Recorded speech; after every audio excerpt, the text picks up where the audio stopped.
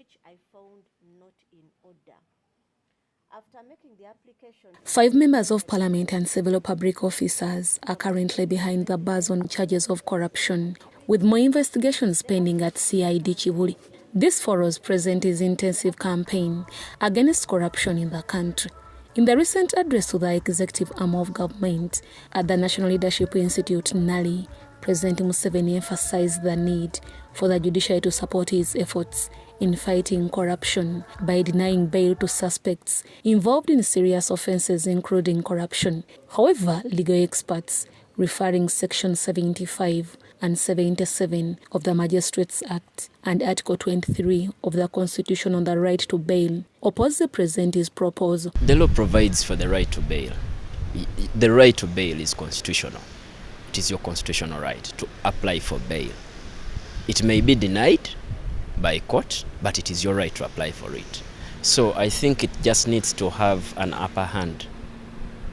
People should be brought and charged as the law provides. It's not about an issue of the president feels you should be denied bail. No, it is what the law says. Unless there are circumstances that warrant me not to be given bail, I should be given bail. So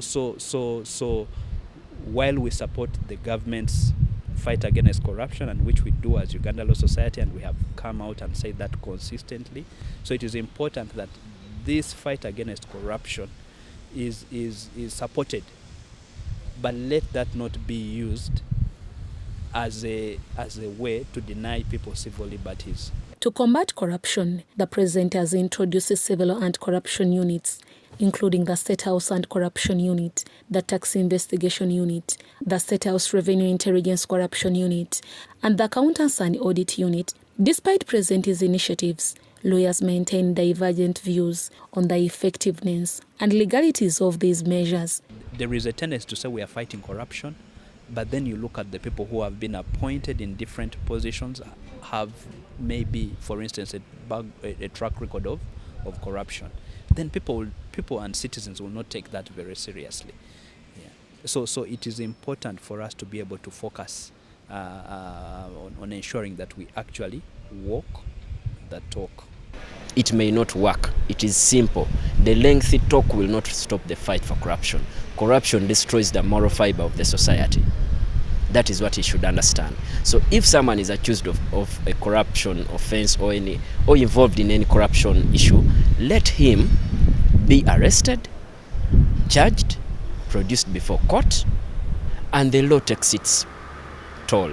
If the President's proposal influences the judiciary, it could mean that the 5 members of parliament, including Paula Kamba, Yusuf Mutembuli, Sise Namoju, Michael Mawanda, and Wamakuya Mudomi Ignatius, as well as other government officers, may not be granted bail. This is not the first time President Yoweri Kaguta Museveni is proposing to deny bail to suspects involved in serious offences, which issue prompted Imeuta Supreme Court Justice George Wilson Kanyaihamba to file a suit in the Constitutional Court. Although the petition was dismissed, Deborah Namamonde, UBC News.